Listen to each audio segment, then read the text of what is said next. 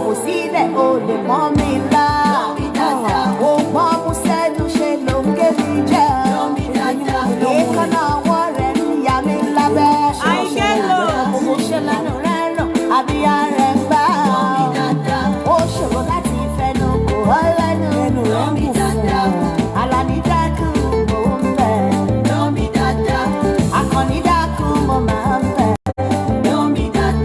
Àrẹ̀mú dákun mo máa ń bẹ̀. Òun kò ti parí kúrò mi. Oko kọ̀ kò lè mọ́ mi lẹ́nu. Àfọwọ́fà ti ṣe lò tún ṣe ṣiṣẹ́. Àjàní dákun mo máa ń bẹ̀. Àrẹ̀mú dákun mo máa ń bẹ̀. Ìwọ ló ní màmá dóko níta.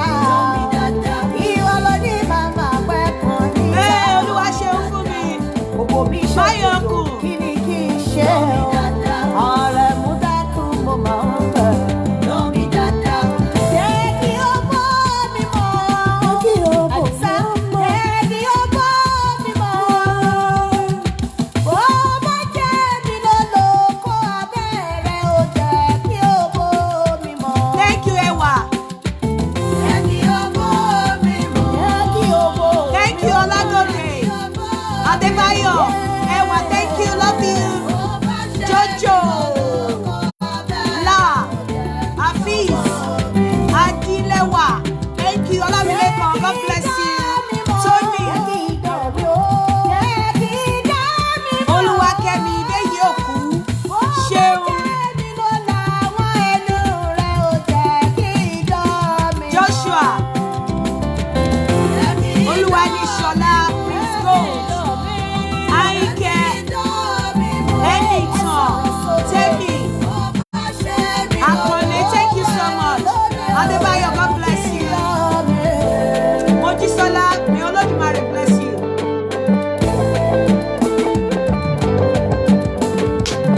Àdùkẹ́ mi mò ń bẹ̀bẹ̀. Aládùkẹ́ mi mò ń bẹ̀bẹ̀. Àwẹ̀rò mi mò ń bẹ̀bẹ̀. Mo ti ń gbogbo sálẹ̀ mò ń ro mí. Mo ti padà mọ́ lára nǹkan mi ò. Bí mo pè lówùrọ̀ wá nínú ẹ̀. Bó bá dọ̀sọ̀ wá lórí fọ́ ẹ̀. Bí mo bèrè ògbó lálẹ́ wá ló tirẹ̀. Ṣé mi ò ní Ṣeun, kó you need ṣiṣẹ́ oko. lọ látòwúrọ̀? Òkú tí mo ní gbàgbé Thank you, tẹnu TJ. wá. Oh my goodness. Oh my goodness. Iyemi o. Iyemi o, ma. Mo ti délé. Mo okay, ẹ káàbọ̀ ma, ẹ káàtàárọ̀. Ọkọ mi. Mo ń ṣe show lọ́wọ́, màá pè yín padà tí bá ṣe tán ìyá mi. Ó fi ọkọ mi. Yes ma. Yes ma. Ó fi ọkọ mi. Yes ma. Pọ̀ wọn lóhùn kan. Àwẹ̀lé mi. Yes, o Adebayo, let me get am. Na my own. Aládùkẹ́ mi mò ń I'm the copyright owner. àánú rẹ̀ àtàwọn ọmọ ló ń ṣe mí o. Shakirat. Aládùkẹ́ mi mò wá bẹ̀rẹ̀ What's o. her name? Jẹ́ kí ó kó mi mọ́. Jẹ́ kí o kú ọkọ rẹ̀. Shakira. Mo ní ọmọ kí o kó baálé rẹ̀ ó mọ̀. Bó bá ṣe mí lónà òbò abẹ́rẹ́ o. Jẹ́ kí ó kó mi mọ́. Jẹ́ kí ó kó mi mọ́. Kó mi mọ́. Jẹ́ kí ó kó ọkọ mọ́. Àdùkẹ́. Ó má jẹ́ ọkọ lọ́lọ́, mo wá bẹ̀rẹ̀ o. Jẹ́ kí ó kó ọkọ mọ́. Jẹ́ kí ẹnu mi mọ́. Jẹ́ kí ẹnu ọkọ mọ́. Jẹ́ kí Ẹ má jẹun. ṣe mi mo nà mú àyà rẹ̀ o. Jẹ́ kí ẹnu mi mọ́. Jẹ́ kí ẹnu mi mọ́. Jẹ́ kí ẹnu ọkọ mọ̀. Jẹ́ kí ẹnu mi mọ́. Ó bá ṣe mí lọ́lọ́. Lọ́lọ́ mú àyà rẹ̀ o. Lọ́lọ́ mú àyà rẹ̀ o. Ààrẹ rẹ̀ mú mi mo máa ń bẹ̀.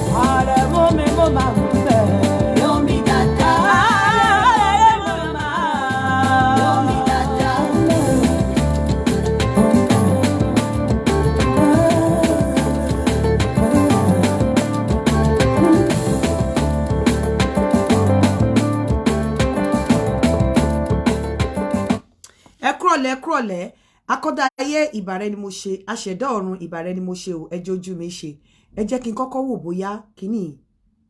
Insufficient credit. Please top up. Kíní yóò lè fóònù yìí no. Okay, I know what I'm going to do. Gbogbo àwọn tó bá fẹ́ pè lénìí unfortunately WhatsApp nìkan lẹ lè pè sí orí WhatsApp nìkan lẹ lè pè sí or better still màá fún yín ní another number tẹ́ máa pè màá fún yín ní another number tẹ́ máa pè màá fún yín ní another number tẹ́ máa pè ẹ káàsán ẹ kú dédé wò yìí ẹ kú bójú ọjọ́ ṣe rí ṣe dáadáa ni mo bá yín mo rí pé àwọn nǹkan tí mo gbé síta láàárọ̀ yìí àwọn kan ẹ má ní pé mo sọ pé wọ́n rant wọ́n bínú kí ni mo mean kí ló dé tí ọkọ tí kò fi lè fẹ́ wọn kó ṣe wá fẹ́ àwọn tó ṣe wá ṣe kinní kan tí ò ṣe wá ṣe kinní kan mo ní voice note kan tí mo fẹ́ kí a jọ gbọ́ àwa wá béèrè lọ́wọ́ ara wa nínú àwa méjèèjì pé ta ló ní ọkọ tá bá gbọ́ tán ta ló ní oko ta ló ní ọkọ nínú àwọn méjèèjì àjọ analyse ẹ̀ kódà ẹni tó ní voice note yẹn ní kí n má sọ̀rọ̀ ó ní tí bá sọ̀rọ̀ ó ní òun lè fi gbàdó máa dàbí pé mo fọ̀rọ̀ sí àwọn èèyàn lẹ́nu so àwa mo máa play kinní yẹn ó gùn dáadáa o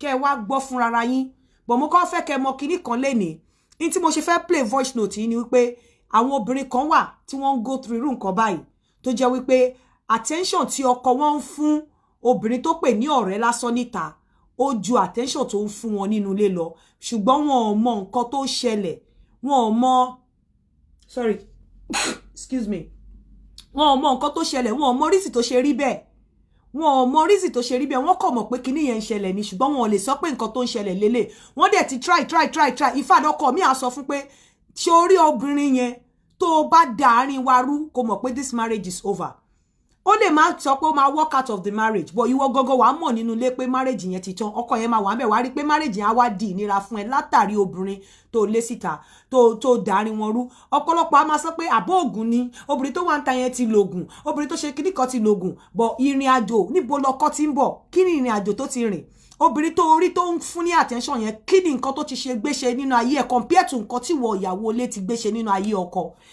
mo fẹ́ play kíní yẹn tá bá ti wá play ẹ̀tàn táyé bá wà àgbọ́kọ̀ sórí voice note yẹn pọ̀ díẹ̀ mo fẹ́ kẹ́ fi ọkàn bá lọ fúnra yín gbogbo ohun tẹ́ ẹ bá ti gbọ́ nínú voice note yẹn ìyàwó ọkọ àti ẹni tí ọkọ ti date tó ti date for like 20 years kó tó di pé tó dẹ̀ sí relationship yẹn dẹ̀ sí stand ṣàkájà sọ pé ọkọ àti àlè yìí náà wà nínú ilé ọkọ tiẹ̀ o mo wá fẹ́ kẹ́ gbọ́ voice note yẹn láàrin àlè méjì àlè obìnrin àti àlè ọkùnrin fúnra yín kẹ́ wá bá wa judge pé kí lẹ rò pé ó ṣẹlẹ̀ tó fi rí bẹ́ẹ̀ ta ló lọ́kọ gan nínú ta ló lọ́kọ ta ló níyàwó ẹ má bínú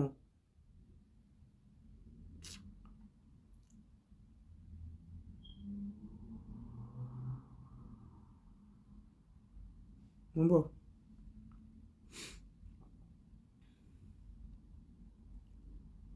Ta ló lọ́kọ ta ló ní ìyàwó mo fẹ́ kẹ́ bá wa dá sí.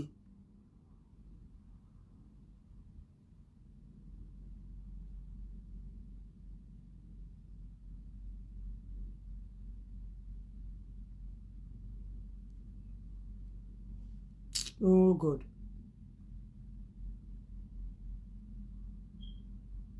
Yeah. Ẹ bá wa voice note yẹn pọ̀ gan díẹ̀ o. Ẹ má dẹ̀ jẹ́ kó ẹ má ó máa dàbẹ́ ni pé ó fẹ́ ṣe yín ní kàyéfì but ẹ má jò ṣe yín ní kàyéfì. Mo kàn fẹ́ kẹ́ mọ̀ láti buttress nǹkan tí mo sọ láàárọ̀ yìí wípé ọ̀pọ̀lọpọ̀ obìnrin ló wà nínú ilé tó jẹ́ wípé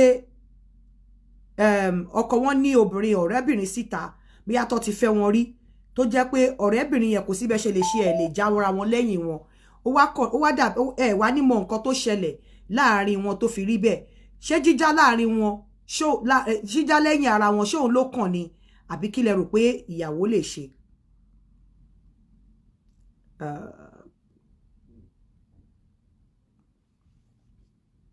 Yeah.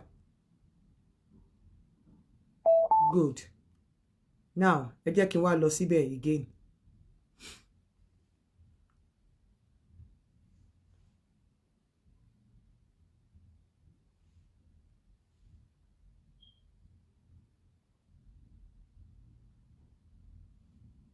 ẹ má bu ẹnikẹ́ni o ẹ jọ̀ọ́ ṣé mọ̀ pé òfin ti wà ní bíbá ipá wò kí n búyàn so ẹ má bu ẹnikẹ́ni kẹ́dẹ̀ tatí sílẹ̀ kẹ́ gbọ́ dáadáa. ẹ kú àsìkò yẹ jẹ má bínú. ọkùnrin ló ń sọ̀rọ̀ yẹn. a ṣe fàájì lọ ní ọdẹ mẹ́ta. àlè ẹ̀ níta ló ń bá sọ̀rọ̀ tó ti wà pọ̀ kó tó má rí. màá try láti. àlè yẹn ló sọ fún ló ń kì yẹn o. ti kọmọ tó ti lẹ́sìn bí tàbí tó bá ti lẹ́sìn bí màá pè é kí n tó mọ bọ̀. àlè ló ń lo ẹ fún. bá a ṣe máa débẹ̀ ní láàárọ̀ ọ̀la lágbára ọlọ́run tó ń lè kó gba àwọn kíní tí mo kó wà ní kí n lè kó fún ẹni kíákíá ilé tó sọ àwọn ọ̀rọ̀ lóòótọ́ yẹn ká ṣe. ètò ọ̀pẹ́ ti máa múra fi sùn báyìí torí ẹ̀yẹ òkun lálẹ́. àlè ló ń bá sọ̀rọ̀ o àlè obìnrin ló ń lo ẹ fún o. ó tẹ̀ ó dàárọ̀ o ká sùn láyọ̀ o ẹ ṣé o. Assalamu alaikum. Àkàrọ̀ ẹ̀kọ́ ojúmọ́. àlè ló sì ń bá sọ̀rọ̀ yẹn o. ṣé lọ́ọ́ fi ẹ̀lájí ìpínlẹ̀ kò wíkẹ́ndì gbogbo wàhálà yẹn ti jẹ́ kó dàbẹ̀ pé ó rẹ̀ mí náà kì í ṣe pé mo dùbúlẹ̀ àìsàn pé bóyá àìsàn kọlù mi ṣùgbọ́n going up and down yẹn ò jẹ́ kí èmi gan kí n gbádùn gbogbo ara ló wó mi tara ro mi so wọ́n á ní kí plum lọ sí Ìbàdàn kó lọ bá mi kó bọ́ọ̀sì yòókù wá pé mi nílò I just need to rest gbogbo rest mo ní wá ṣe mo ráyè ṣe so mo ní kí n sọ fún ẹ pé mo strong díẹ̀ mo jẹ́ ń dé padà wá mọ́ mo rò pé máa understanding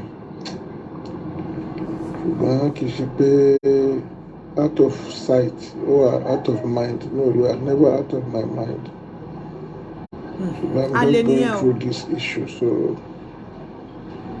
I hope you bear with me yẹn ṣe pé mo gbàgbé yín àbí pé bí tá a fọ̀rọ̀ sí mi ò fọ̀rọ̀ síbẹ̀ mọ́ but you understand what I'm going through at the moment mo sì máa pé pẹ̀lú àdúrà yín. mo fẹ́ kẹ́ máa di àwọn pọ́ìntì kan ó mẹ́ka àwọn pọ́ìntì kan mẹ́kẹ́ máa dé dání. very soon mo ṣe wà yìí gan mi ìsúnmọ́jú I'm just thinking of you I'm missing you so kì í ṣe pé mo kàn mí wá I'm just thinking of gbogbo tẹ́ máa wà situation and everything ìwọ̀n ẹ má wọ́ọ̀rì o mo sì máa ń sọ tẹ́lẹ̀tẹ́lẹ̀ kọ́ lóun kó ràn mí lọ́wọ́ àti ìpinnu mi kò sí nǹkan tí mo lè jẹ́ tàbí tí mo lè jẹ́ ẹ mú yẹn dání o tí mo lè gbàgbé gbogbo àtìlẹ́yìn àti ìrànlọ́wọ́ tí ẹ ṣe fún mi ọjọ́ ò lè gbàgbé olóore sì mọ̀ pé àgùntàn nígbàgbé ẹni tó fún léèrí ní kíákíá kí ni wọ́n jẹ gbàgbé yín nígbà tó dún pẹ́ gúnugún mi you are there for me. exactly alẹ́ nìyẹn o. ìgbà tó lọ́ndẹ̀ ní kí àtijọ́ ọ̀rọ̀ náà máa dé ọlọ́run ní mọ̀ yín kúrò ní kíákíá báyìí agbára ọlọ́run àwọn ẹni tó ní ayé àtàwọn ẹni ọlọ́run mo kàn jẹ́ jí sígbà tí mo dìde lórí bẹ́ẹ̀dì mo ní kí n wọ tọ́lẹ̀tì kí n ilẹ̀ bá yín sọ̀rọ̀ gbogbo ọ̀rọ̀ tí mo lè ń sọ kò sí rọ́ńbẹ́ ẹ lọ wádìí ẹ̀ dáadáa mo tí mo sọ tó tó kàn mí wá kì í ṣe pé láti gbé yín mára àbí láti ṣe kíní bọ̀tì ó yà bẹ́ẹ̀ ṣe máa ń ṣe gàǹgbà mi a máa ń wò pé àbí obìnrin òkú mò ń purọ́ fún mi pẹ̀tà tí ń bábọ̀ láti ó lé ní ogún ọdún. tó ti bábọ̀ láti ó lé ogún ọdún. bẹ́ẹ̀ bá ń purọ́ nǹkan sí rọ̀ nǹkan yẹ kó ti já látijọ́ yìí ṣùgbọ́n ọlọ́run ló mọ tẹ́nìkan mọ̀ inú mi ò dùn láti fi yín sí pòsíṣẹ̀ tí mo fi yín sí but inú ẹ̀ ò dùn láti má fẹ́. ọlọ́run má ti bà wá báyìí.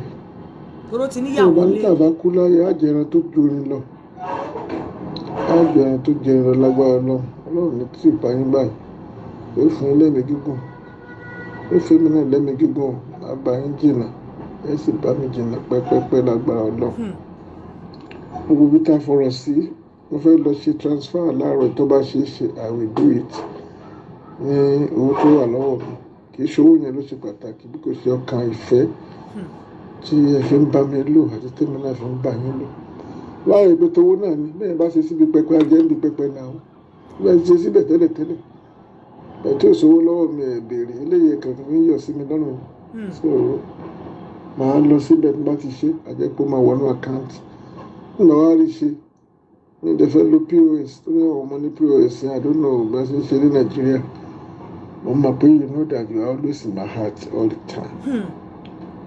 So èyí ni mo ní kí n sọ fún ẹni yìí lọ ó níyàwó lé o àlè yìí wọ́n ti wà pọ̀ for 20 years kó tó di more than 20 years kó tó fẹ́ yàwó. àwọn ní ẹni kó lè sá ò lè sá ẹni kó da tọwọ́ ẹ lé ó da tọwọ́ ẹ lé. làwọn rí fẹ́ sí ìyàwó ẹ̀ ní kó sá òun sá. kò sí ìkẹ́ tí ó ṣẹlẹ̀ rẹ̀ so anytime tèmi náà gbé fóònù mo lè ti sọ fún náà ẹnìkan pè mí anybody tó pè mí tó la fóònù mọ́lẹ̀ wọ́n ń bẹ lọ́wọ́ mi tí wọ́n fi ra fóònù mi ni lẹ́gbàá má ṣe máa look after ara mi ọlọ́run máa ṣọ́ mi tèmi náà máa ṣọ́ra mi tèmi náà máa fi okùn ọ̀gẹ̀dẹ̀ gún ọ̀pẹ bó ṣe jẹ́ ni àwọn grandchildren kọ́ṣẹ́ ń gbúrò wọn ẹ bá mi sọ fún dádì àṣà gbogbo tí mo fẹ́ bá wọn sọ tí mi ráyè bá wọn sọ mo lè máa bá wọn sọ lórí fóònù mo ti pè wọ́n gan wọn rí fóònù mi gbé fóònù wọn lọ ẹ máa ń kiri àmọ́ pé àlàáfíà mo wà kò sí wàhálà má tẹ̀ ti ápò pé mo lọ mi lè dé Ìbàdàn mọ́ everyday ni màá máa pè yín láti fọkàn yín balẹ̀ pé kò sí wàhálà lágbára lọ so bó ṣe jẹ́ nìyẹn I don't know what to say anymore dájú sọ pé mo fẹ́ràn yín gan you are always in my heart mi ò nífẹ̀ẹ́ èèyàn tó tó bẹ́ẹ̀ rí láyé mi ìdẹ̀rù pé màá tún nífẹ̀ẹ́ èèyàn bẹ́ẹ̀ rí. ó níyàwó lé o ṣe ń gbọ́. mo ní kí n kí yín kí n dẹ̀bẹ̀rẹ̀ àlàáfíà yín ni o I so much love you mi lè describe ìfẹ́ tí mo ní sí yín àtọ́ ṣe o dúpẹ́ o ọ̀rọ̀ mi ò lópin sí yín o gbogbo tọ́rọ̀ bá ti ń pọ̀ náà irọ́ náà ló bẹ́ẹ̀ ń bẹ̀ so ọ̀rọ̀ púpọ̀ irọ́ ló mú wá but you know my heart and God sees my heart I love you so much Ajike I love you so much ọ̀rọ̀ kẹ́mi ọ̀wọ́n ṣé o bye ọlọ́mọ fi lé ìṣòkun o sọ̀rọ̀ létà bye.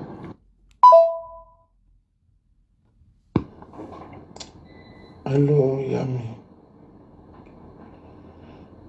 ẹ̀gbọ́n mi àti olólùfẹ́ mi ọ̀wọ́n mo bá ń sọ fún yín pé mi ò kì í sùn. adé níyàwó lé kò lè sùn ọkọ ẹ̀ wà ń ta.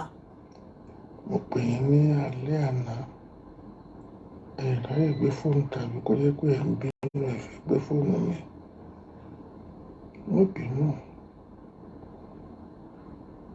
bínú Àjíkẹ́ ṣebí wọ́n sọ pé àgbà tí ò bínú lọ́mọ rẹ̀ ń pọ̀. mẹ́wàá àlè yẹn ń bínú pé òun disturb ìyàwó ẹ̀ wà nílé ẹ máa gbọ́ o. kọ́lọ́n kó dẹ́mí mi sí àtàná màmá wa tó àtọ̀ ní mọ́ni ni. ó tún wá ń rí aṣọ ẹ̀. bínú pè mí kó bá mi sọ̀rọ̀ jù ọ́ mo sọ pé ní táìmù ẹ lè pè mí ní ìsìnkú sí pọ́blẹ́mù ẹ máa sọ̀rọ̀ ó bá mi sọ̀rọ̀ jù ọ́ tó lọ́lọ́run. nǹkan ronú ní ṣáá ọ̀tún dákún ronú mi ma please I beg of you. ẹ máa wọ́ndà kó níyàwó lé kí ló dé tó fi ń rí báyìí. àbíkọ́ ìpẹ́ ẹ̀ṣẹ̀ sùn ni èmi ò rọrùn sùn o ẹ̀ṣẹ̀ lọ́rọ̀ yìí wà lọ́kàn mi ṣáá ọ̀rọ̀ yìí wà lọ́kàn mi ṣáá mo dẹ̀ dúró tí gbogbo ìlérí tọ́lọ́run ní kí n ṣe pé I will make it up for you very soon. Àbúrò mi ò yé yín. I know how much you have endured many years. Kékeré tó kù yóò tó kankan. Kékeré tó kù ṣé ìyàwó ilé fẹ́ kú ni àbí kí ni nǹkan tó fẹ́ ṣẹlẹ̀. Àtàwọn ọmọ tó kù fún wa. Mo ń sáárò yìí gan ni o. Mo ń sáárò yìí gan ni. Ṣé ti gbọ́? Àjíkẹ́ mi ọ̀wọ́n Ọlárónkẹ́ mi Gàníyá please ẹ kú ojúmọ́ mọ́ mi ní pẹ́ ànípẹ́ lọ bá lọ́la lágbára Ọlọ́run àti tẹ́kìsì mi ṣùgbọ́n gbogbo bá ṣe sọ̀rọ̀ sí ibẹ̀ náà ló máa wà ó mo try kí n transfer owó lánàá mọ́ mi ò lè ṣe. ẹ jẹ́ ká gbọ́ mi. hello ẹ káàárọ̀ kò dẹ̀jú. ìyá yìí náà wà nílé ọkọ o. mo ti gbọ́ owó ń tẹ̀ sọ Ọlọ́run aṣọ yín ẹ̀kúnlẹ̀ láyọ̀. ìyẹn àlè lélẹ́yìí náà. dáadáa lẹ máa dánwò. ìbínú púpọ̀ ọ̀bọ̀ tó mọ̀ pé mo bínú. ó dùn mí ó dùn ẹlẹ́dàá mi. for long tí mi ti rí ẹ mo tún wá rí ẹ tán mi tún wá àjí fún kankan àtàrà ẹ ó dùn mí. Oṣù gbogbo tó lọ ra náà at least òun náà ni wàá tún lọ lo gbogbo ẹ̀ fún. ìyẹn ìyàwó ilé ló tún máa lọ lo gbogbo ẹ̀ fún. mo reserve ara mi sílẹ̀ fún ẹ for long. pé kí n rí ẹ kí n lè enjoy ẹ kò dẹ̀ rí bẹ́ẹ̀ ní ìrẹ̀ bínú ọlọ́run ló ní kó rí bẹ́ẹ̀. nítorí ó dùn mí jù náà ni pé mo ti gbé ògbófẹ́ mi sórí ẹ̀. ìyá wọn wà ilé ọkọ náà wà o. Ọlọ́run aṣọ yín wà gúnlẹ̀ láyọ̀ Ọlọ́run bá tún ní àríra ọ̀hún ní pàtàkì wíwá tó bá pè rẹ̀ Ọlọ́run bá fẹ́ bẹ́ẹ̀ o mo fọlọ́run sọ ẹ o àánú Ọlọ́run ààbò rẹ̀ ìṣọ́ rẹ̀ yóò mọ̀ tẹ̀lé ẹ lọ. tún pè mí sí mi láì lórí ẹ. mo kàn fẹ́ kẹ́yìn a lè tún lélẹ́yìí o.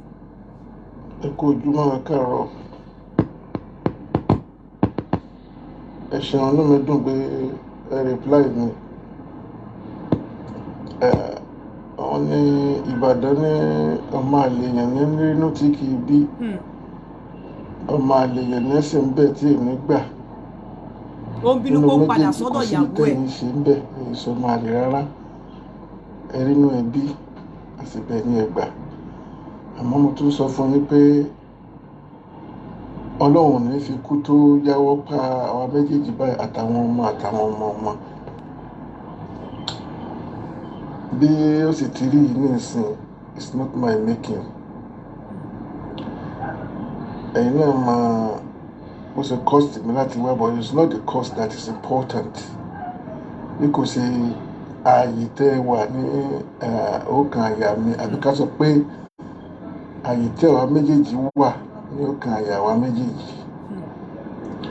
àmọ́ Ọlọ́run tó ṣe kẹta àfihàn wa ní ilé kò tó ní kan àtúnrí èmi gan dẹ̀ ti ṣèlérí mo rò pé láti bí over 20 years tí àtijọ́ rìnrìn àjò ìgbà mo purọ́ rí even as a man even when I was I don't have anything àmìlẹ̀ tà sí pé kí ni mo ti rà tún nínú ìsìn tí ó mi máa fi rọ́bà yín lò nígbà tí ẹni tí mò ń bá tayò fi rọ́bà mi lò tó jẹ́ pé inú kan náà ni bọ́lá inú kan tẹ́ fi bá mi lò náà lọ́nà fi ní kí n rí ọ̀nà àbáyọ mo sì rójútùú sọ́nà ara mi tó wáyé pé mo ń fi òdì àdá bá yín lò ní ọ̀nà mi náà ò lè straight mi gan ò lè lúyọ̀ mi ò lè lúyọ̀ kì í ṣe pé kì í ṣe ṣàdúà ṣé àwọn àdúrà tẹ́ ẹ̀ ń ṣe fún mi ní káwí ni àbí ti pé ṣe ti gbọ́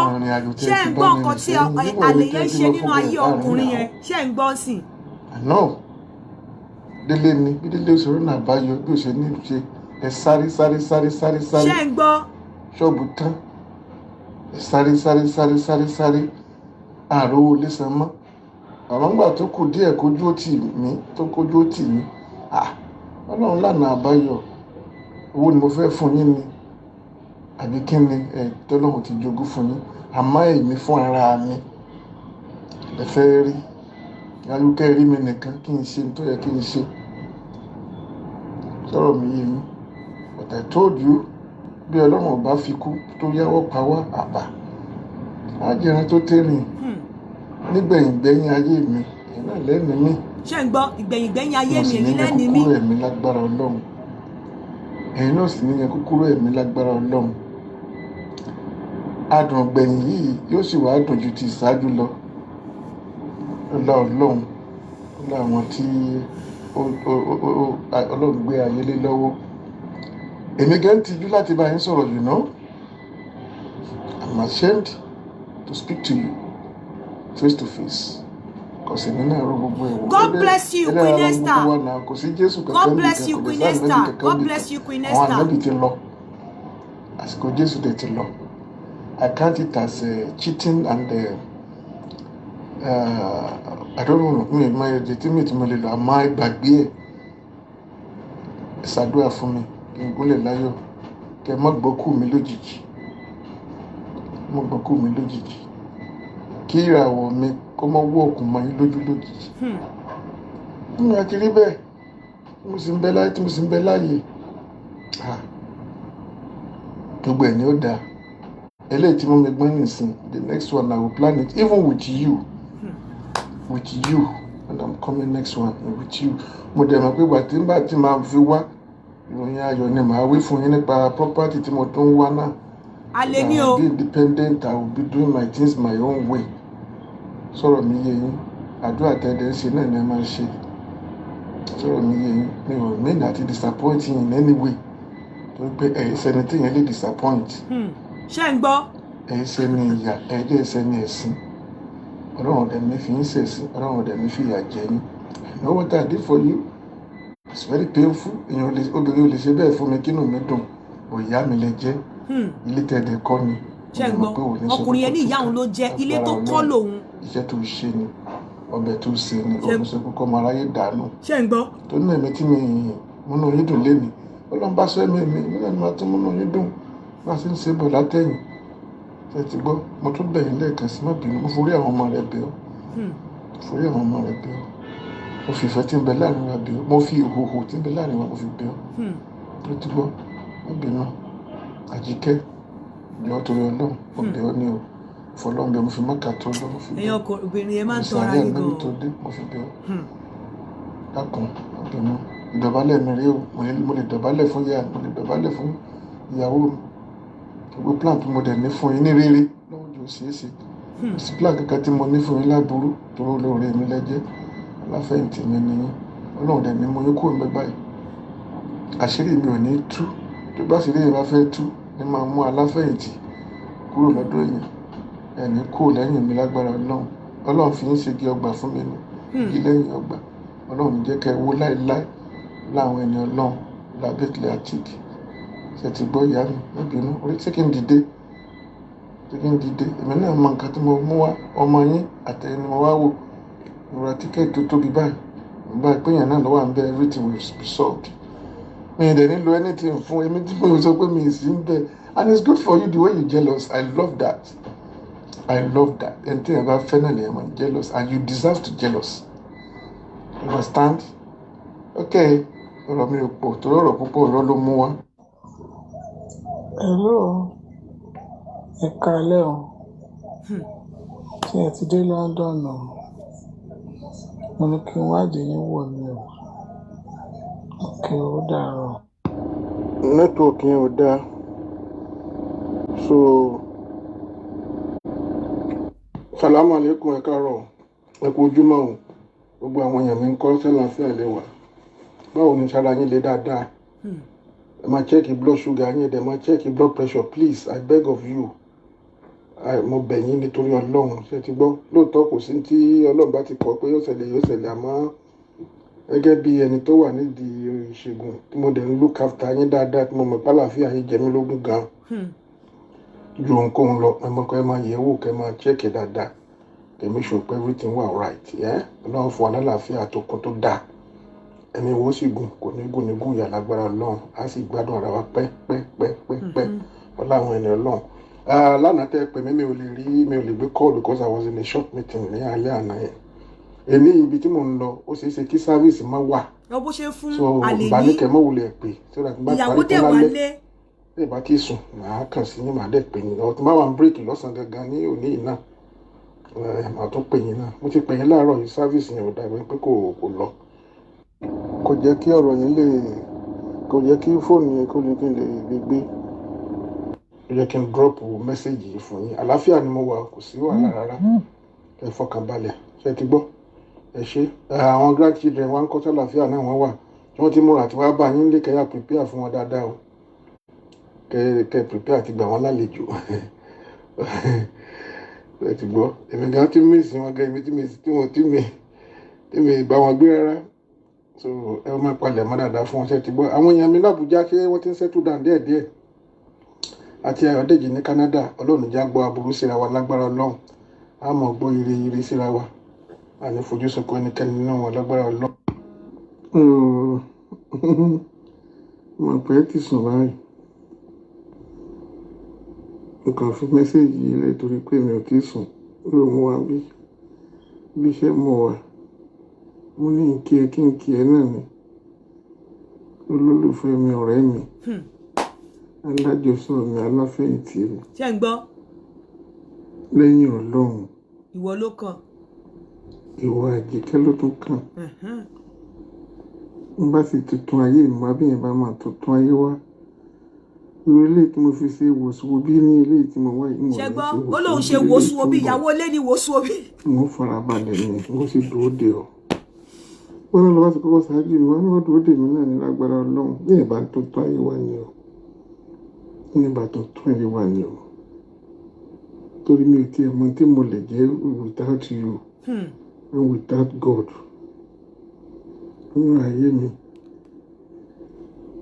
mo dúpẹ́ lọ́wọ́ ẹ̀ mò ń kí ẹ ní o mò ń kí ẹ ní o tó ń fẹ̀mí ìmúre hàn títí tí wọ́n fi kú ní màá sọ bó ní má sọ máa wọ̀n ní gbọ́ kó o sùn dáadáa o ká sùn rè ká jí láyọ̀ o ọba ti gbọ́ títí ìbá ti ń já mámi kan o ọkọ ló ń porí aya ọ̀rẹ́ mi àǹtí mi ẹ̀gbọ́n mi alájọsọ mi kò sí ní báyìí rí o bó ṣe ń ṣe mi kò yé mi o love one títí olólùfẹ́ mi o olólùfẹ́ mi o ara mi wà lọ́nà bọ̀ wálé o olólùfẹ́ mi ara mi wà lọ́nà bọ̀ wálé aláàjì kẹ́mi ó ń ṣe mí bí ọtí ni ó pa mí bí ọtí ọlọ́run gbọ́ kó sùn láyọ̀ kó jí láyọ̀ àwọn èèyàn mi ń kọ́ sóun gbúrò wọn o láyọ̀ lágbúrò ara wa o òun pa mí bí ọtí lójoojúmọ́ ó sì ní má kọrin mọ́ olórin tí mò ń kọ yẹn gan-an ó ní bó ṣe ń ṣe é mí ó ní bó ṣe ń ṣe mí náà bó ṣe ń ṣe é ló ṣe ń ṣe mí ìgbà tí mo tún wà níbi tẹ́tẹ́ kí n lọ sùn lẹ́nu iṣẹ́ yìí pé kí n lọ sùn fún bíi 2 hours wọ́n ní ilé sùn fọ́tò ẹni mo gbé síwájú tí mò ń wò ṣáá màá máa rí ẹni o ẹni rí ẹmọ ọlọ́run níjó ṣẹlẹ̀ o kò ní ṣẹlẹ̀ o aláàjì kẹ́mi Gàníyà màá máa rí ẹni gbogbo ìgbà ní o ò ní kú fún mi o èmi náà ní kú fún ẹ o agbára ọlọ́run ilẹ̀ o mo ní kí ẹ kí n tó kí ẹ ní o mo ní kí ẹ kí n tó kí ẹ ní o kò sí ní báyìí rí o mi ò mọ̀ o ṣùgbọ́n ọlọ́run rí inú oníkálukú ó sì mọ̀ pé tiẹ̀ náà mo ń ṣe ní gbogbo ìgbà tí ó ní mò ń ṣe Rónkẹ́ Àjíkẹ́ ọlọ́run rí inú mi kú rọ́kàn mi o kò sùn láyọ̀ ọba tó dára làwọn olèmí náà tún kọ́kọ́ jí gbóhùn rẹ̀ agbára ọlọ́run ilé Àjíkẹ́ mi ọ̀wọ́n ìyàwó Ìlọrin Àfọ̀njá ẹni dòjú yọ̀ ní tiẹ̀ sókè mi fún ọjọ́ kan ní sókè ilé bàbá mi fún ọjọ́ kan sọ tó mo fi mo ti ń kí ọ ní kí ọ̀nà máa kì mí kí ọ̀nà mi náà lè máa dùn okay. I love you. I love you. I love you so much. Good night. Bye. Hello, bàbá àgbà. Kálẹ̀ kù sí àná. Mo rí gbogbo ẹsẹ̀ rẹ̀ tó kọ lánàá ṣé mo dúpẹ́ o. Ìwọ̀n tó bá ti ń kọ́ pọ̀ jù ò ní jẹ́ mọ́ aró oorun sùn o. Ó bẹ́tà kó mọ̀ ṣe díẹ̀díẹ̀ o. Bí ó ṣe ń ṣe ẹ́ ló ṣe ń ṣe mí. Àwọn méjèèjì eléyìí wà ní ọkọ tòun náà níyàwó lé o. Mo kọ́ bẹ́ẹ̀ o. Mo náà wà ní tìpẹ́ ẹni kankan fúnra wọn báyìí o. Àjọ fẹ̀mí bára wa jìnnàjìnnà. Mo ra ìyànà nílọ́dọ̀ lọ. Gbogbo ohun tó wá lọ́bẹ̀ yín lọ́wọ́ rí á tó. Ọwọ́ rí á tẹ̀. Màá dẹ̀ mú délé. Màá dẹ̀ fi ṣe dáadáa. Ọlágbé bí ẹ̀jẹ̀ bẹ̀. Láwọn ẹni ọlọ́run. Àláwọ̀ lápáta. Ilá bìlá ìlànà ìyẹsìn. Kò burú ẹyá ṣẹ́lẹ̀ ni o. Oníke. mo ti ń try èyí tó ń gbé wá fún mi mínítì bí kí n ra mínítì mo dẹ̀ fẹ́ ra dátà ni mo fẹ́ rà but kí ni nẹ́tíwọ̀kì yín ná mo kọ́kọ́ fẹ́ fi ìkan try ẹ̀ náà so ẹ sọ net. Hello. Mo ẹnìkan tẹ̀ tí wá já mi sí pé tí n bá ra another line kan ti wá. Ni ó ní kó fowó ránṣẹ́. mo ti mọ̀ pé wà á ti máa sùn báyìí torí pé aago 12 ló kọjá níbí aago kan ti kọjá nàìjà mo ní màá pè tẹ́lẹ̀tẹ́lẹ̀ ni mo rí pé ó pẹ́ mi díẹ̀ wọn á ní kí n kúkú mọ̀ lérí mi ṣe kó má jẹ́ pé ẹnu lásán ni mo fi sọ ká sùn láyọ̀ ká jí láyọ̀ àjíkẹ́ mi ọmọ wọn fún mi púpọ̀. Agbára Ọlọ́run àtòríra láìpẹ́ ò ní dókú èmi náà ní dókú o ìfẹ́ rẹ̀ ń pa mí bí ọtí ni o àyàn rẹ̀ yàn mí ni o bàbá tí ń gbóhùn mi kó má wọrí ọkọ ló ń porí aya o. Ọkọ ló ń porí aya. Mi ní kó kú o mi ò dẹ̀ ní kó o mo kàn ń kí ẹ mo dẹ̀ tún ń kí ẹ ní o. Léwájú kẹ́mi ọ̀wọ́n ìyàwó lórí Àfọ̀njá àpàdé láyọ̀ mo lè má rí ẹyin pé láàárọ̀ láyé náà mo wùlẹ̀ pè mí bìkọ́sì máa sùn lọ́rọ̀ ní ẹyin ìgbádẹ́ tó lọ ní láàárọ̀ kó tó lè kàn sí yín náà lágbára Ọlọ́run. Rónkẹ́ ìtètè jí o. Gàníyàtù mi àìtètè jí o àìtètè jí o inú ọ̀tá ń dùn Àjíkẹ́ òwe ka tán ara mi àwọn kẹni mọ́mọ ní ń bínú o ẹni bá pé òkú wá síwájú ẹkú ẹni bá pé òkú wá síwájú ẹkú ọ̀rọ̀ bí ẹkùn kí wá wò kó ọwọ́ ni labalábá fi ń káríwò gbòò Àjíkẹ́ ọ̀kín o ní kú onírùn Ìbàdàn nílé Olúyọ̀lé o ní kú onírùn ẹni bá ní kó o kú á sáré kékékékété àgbàkú ẹ kú ẹni bá ní kó o rùn á sáré tètè àrùn bí ẹ̀ta ò ní kú ò ní rùn Ọlọ́run rọ́kàn mi èmi ò fẹ́ kó o kú o Àjíkẹ́ Ọlọ́run rọ́kàn mi èmi ò fẹ́ kó o kú èmi ò fẹ́ kó o kú èmi ò fẹ́ kó o kú wá pẹ́ láyé bí mọ́pẹ́ sí ń pẹ́ ẹ̀mí agùn fún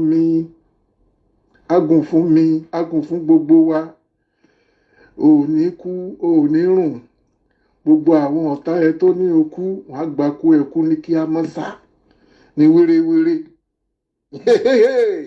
ó ga jù ẹ kú ojúmọ́ o màá tó pè yín lórí kọ́ọ̀lù ní ìsìn ọ̀rọ̀ pọ̀ rẹpẹtẹ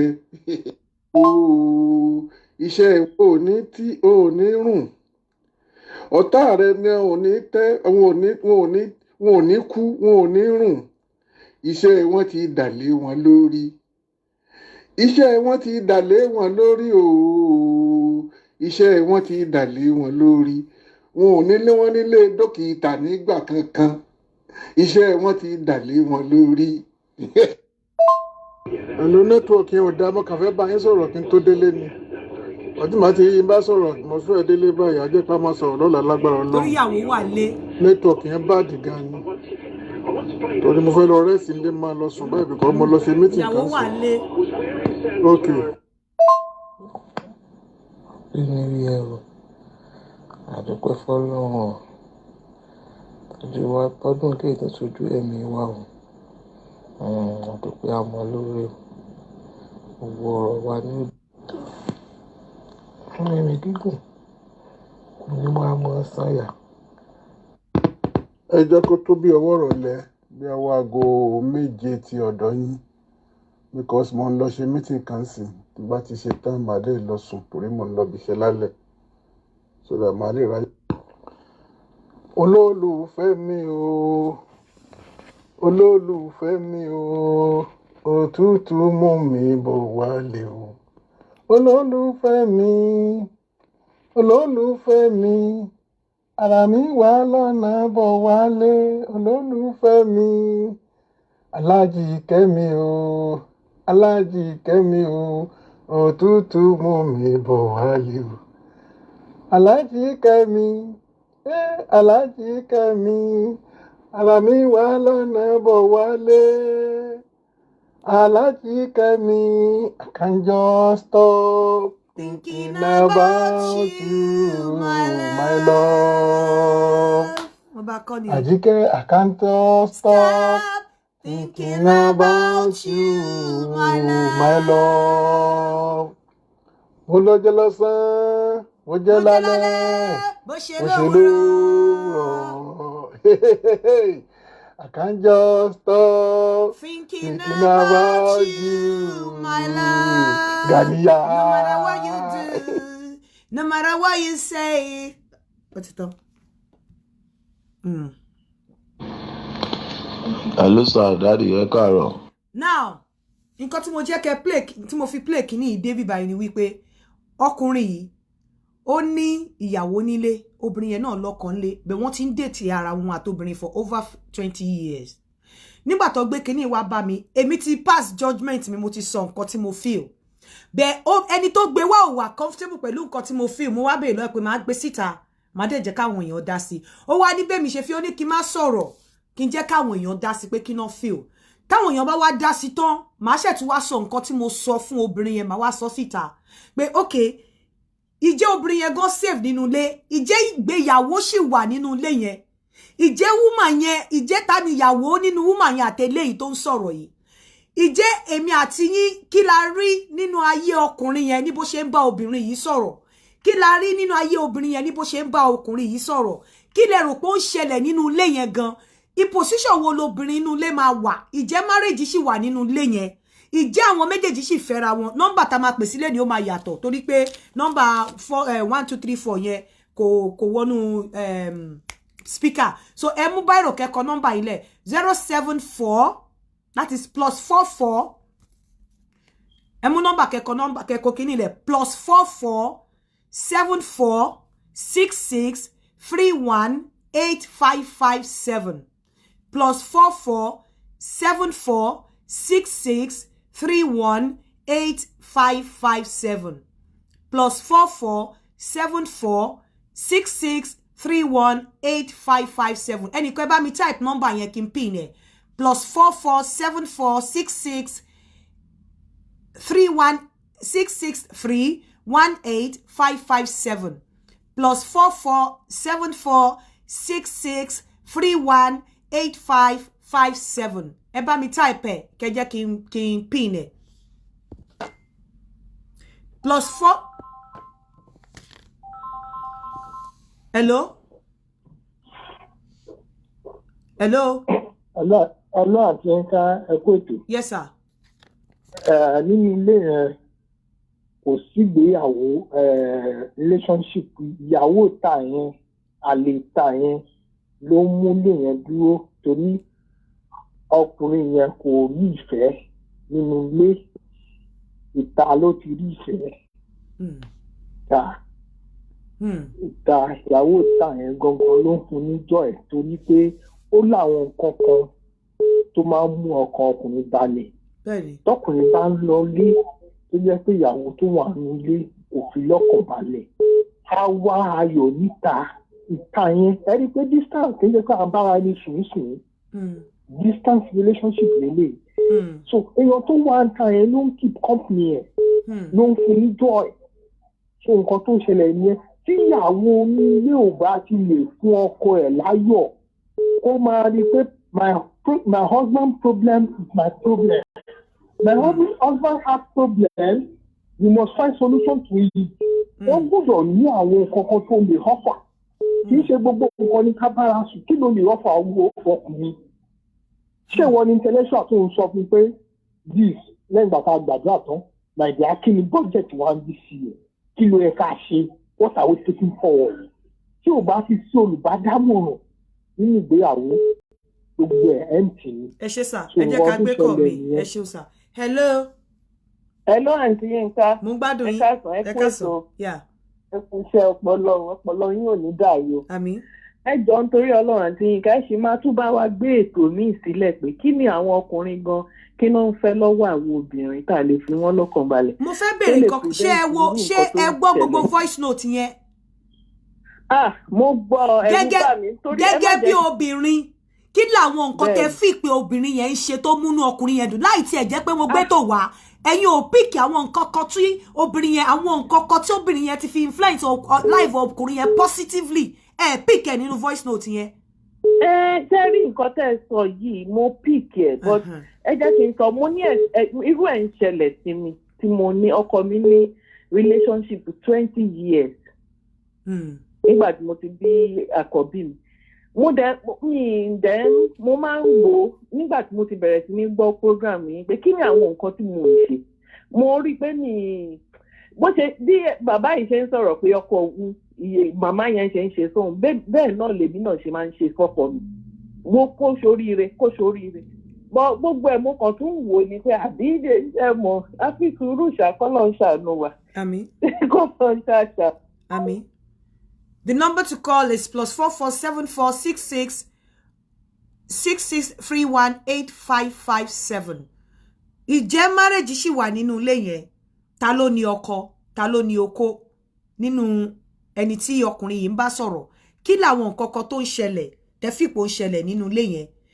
Ṣé ọkùnrin yìí ló ní lọ́wọ́ ni àbí ìyàwó tí ọkùnrin yẹn ní nínú ilé? Kí ni nǹkan tí ìwà tí ọkùnrin yìí ń ṣe kí ló manifest to you tó bá ní kó analyze nǹkan tó ṣẹlẹ̀ yìí for me èmi lè pẹ̀lú gbogbo nǹkan tèmi rí èmi ti rí inú ilé yẹn tán but I don't want to say anything. I want people to talk. Àwọn tó tún nímọ̀ tó lóye jù mí lọ. But gẹ́gẹ́ bí àwọn tó ń tẹ̀lé mi tí mo dẹ̀ mọ̀ pé wọ́n ní kinní tó sound. Mo fẹ́ kẹ́ analyze àwọn voice note yẹn. Ó pọ̀ o. Mo kàn gé wọn ni o. Hello? Hello, mo ń gbádùn yín. Ẹ kálẹ́. Ẹ kálẹ́ o. Ẹ jọ̀ọ́ ẹ pa Facebook yín. Okay, mo ti kúrò ńbẹ̀. Mo ń gbádùn yín. Nǹkan tẹ́mi rí ńbẹ̀ ni pé púpọ̀ nínú àwọn ìyàwó ilé wọn ò mọ kóòdù ọkọ wọn ẹlòmíì dẹ̀ máa ń lo agídí. Wọ́n ti tẹ́mi rí ńbẹ̀ woman tí tó ní ọkọ yẹn gan ni ò mọ kóòdù ọkọ ẹ̀ tó bá mọ kóòdù ọkọ ẹ̀ kò sọ́kùnrin tí ò ní ṣe ṣìnà o but kò yẹ kó pọ̀ tó bá yẹ 20 years relationship wàhálà ni. Queen, I want to put it to you categorically with ẹ ṣé sà. Èèyàn kan sọ pé kò sí marriage nínú ilé obìnrin yẹn. Ṣé lóòótọ́ ṣé kò sí marriage nínú ilé obìnrin àlè yẹn? Ṣé sure pé kò sí marriage ńbẹ̀? Ṣé tẹ́ bá nínú conversation yẹn ta ló nífẹ̀ẹ́ jù? Níbo nífẹ̀ẹ́ yẹn pọ̀ sí jù? Hello? Ẹ kálẹ́ o. Kálẹ́ Aunty Yinka. Ẹ kálẹ́. Ṣé wàá okay máa pẹ̀lẹ́ pètò? Yes o. Wọ́n máa fún yín ṣe lágbára náà. Ṣé nǹkan tèmi kọ̀ rí sí nínú ọ̀rọ̀ yẹn? Tí màmí yẹn ó lọ́ọ̀fù ti tayàn ju tinú ilé lọ. Ṣé wà láàárín àwọn méjèèjì ju tinú ilé lọ? Títa yẹn ó wà kẹrin. Tinú ilé yẹn fi ṣóun pé bóyá màmí yẹn kó bóyá wà kẹrin ló jẹ́. Tí eyín to my own example, you understand? Nǹkan bẹ́ẹ̀ yẹn ó ti ṣẹlẹ̀ sáwa náà rè. Tí eyín kọ́ fèèyàn sílẹ̀ ọba another girlfriend ọ̀fẹ́ tí ọkùnrin tó wá fẹ́ máa wá yà wá èèyàn ní o gbọ́dọ̀ gbá láyè o gbọ́dọ̀ gbá lóhùn. ẹ gbọ́dọ̀ dá ta ni lóhùn. ìyẹn ti rí pé yóò gbọ́dọ̀ dá ọkọ yẹn lóhùn tí rí wájú ó ti rẹ́yìn ó wá fẹ́ wá padà wá báyà lé wá fẹ́ yọ wá sọ́dọ̀ ìyàwó lé tóun gbádùn ìyàwó lé ju èyí tó lọ bá lọ. ó ti yé yín that is the life of the man báwọn ọkùnrin ṣe máa ń ṣe nìyẹn. ti mú choice wọn. Okay, ẹ ṣeun. The number to call is +447466318557. +447466318557. Èmi ṣì máa sọ̀rọ̀ and tí bá sọ̀rọ̀, I don't really care how the woman in question is going to feel about it, but me, I will still talk. Hello. Hello, mo ń gbádùn yín. Hello, ṣé ń gbọ́ mi? Mo ń gbọ́ yín. Yeah. My own opinion, it might be different from gbogbo nǹkan táwọn èèyàn sọ in the sense that I think there's more to that their relationship. Ogun àbí? Ogun. Ẹ fẹ́ sọ pé ogun. It could not ogun, not ogun, it could be bóyá woman yẹn ti help man yẹn. A gbọ́ nínú ẹ̀ náà, a gbọ́ tó sọ pé òun ní igi lẹ́yìn ọgbà òun.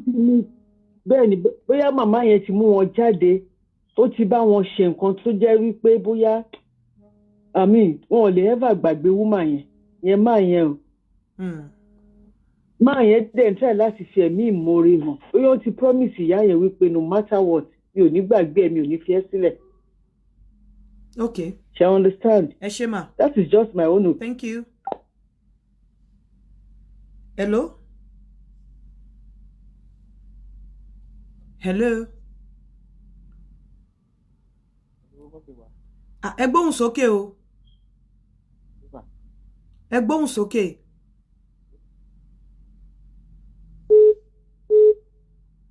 Hello? Hello, Auntie Yinka, ẹ kálẹ́ mà. Ẹ kálẹ́. Yes, ma, ẹlẹ́mà. Cherry, ẹ kú ètò mà. Yeah. Mo ń listen sí program tẹ́ ẹ̀ ṣe lọ́wọ́ mà. Mo dẹ̀ gbọ́ àwọn voice message rẹ̀. Cherry, ọ̀rọ̀ woman tí tó jẹ́ àlè níta yẹn. A lè sọ pé àwọn méjèèjì. Irú bó ṣe wà yẹn, kí ló fáwọn aláṣọránsì wípé bóun ṣe ń ṣe sí bàbá tó jẹ́ àlè ẹ̀ níta yẹn. Bẹ́ẹ̀ ló ṣe ń ṣe sọ́kọ lé ẹ̀. Kẹ́hìngẹ́sì nǹkan tí mò ń sọ ń sìn. Irú àwọn ó ti rá òun làwọn méjèèjì mà. A lè sọ irú ìwà tíyàwó lé ń wù fún. Bọ̀ kí ló fún wa láṣọránsì pé bàbá yẹn lè ní ìtẹ́lọ́rùn pẹ̀lú nǹkan tíyàwó lé gan lè ṣe fún. Kí ló sóun ṣe dáadáa tíyàwó lé yẹn àmà. So àwọn méjèèjì jọ ríra wọn mà. Wọ́n jọ ríra wọn òṣìjọ jẹ sí wọn lẹ́sẹ̀ eyín ni mà. Ẹ̀wọ̀n àtẹwọ́ èwo náà jọ ríra wọn. Ṣé àlè méjì yẹn lẹ ní òṣì? Àlè méjèèjì yẹn mà. Àlè over 20 years. Ẹ má sọ bẹ́ẹ̀. Àlè over 20 years. Tó dẹ̀ ṣì strong. Àlè over 20 years ló ṣíjọ mú wọn. Tó dẹ̀ ṣì strong. But I think it's better. Ó kú better tí marriage yẹn pop now. Ẹni sùúrù. Àlè over 20 years. Tẹ́ bá dẹ̀ rí nǹkan tẹ́ bá rí láàrin àwọn méjèèjì yẹn. Ẹ rí wípé bọ̀bọ́ yẹn gangan lórí lì nífẹ̀ẹ́ màmá yẹn. Ẹ rí pé màmá yẹn ò fi taratara ìfẹ́ yẹn ò fi taratara sí lára obìnrin yẹn tó tún sọ fún pé take it easy. Ṣé gbọ́ voice note yẹn dáadáa? Ẹ bẹ̀ ṣọ́ pé bàbá yẹn gan kò ń ṣe jígọ́lò bó ti wà yẹn. Àlè over 20 years ni mọ̀ kọ́ tó ń pè ní jígọ́lò over 20 years.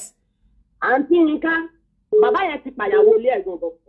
Ẹ má jẹ́ kí n sọ̀rọ̀, ó ti pa woman yẹn kú, ó ti kú, kò kàn mọ̀ fóun kú ni. Ó ti kú báwo mi ò understand. Ó ti pa àti ìyàwó lé gangan, bàbá yẹn ti pa already. Ìyàwó lé ti bàbá yẹn gan ti pa. Ìṣọkùnrin lélẹ̀, ó yẹ kóbìnrin yára ẹ̀ lọ́pọlọ mà o. Honestly speaking. Mama. Ó ti pa náà. Anyway, má jẹ́ n tí sọ̀rọ̀. Okay ma, ẹ ṣé ma, opinion tí yín ni ẹ ṣeun. Hello. Hello. Hello. Taba block ilé ìsìn wá ní a block ẹ. Hello. Hello. Hello. Hello.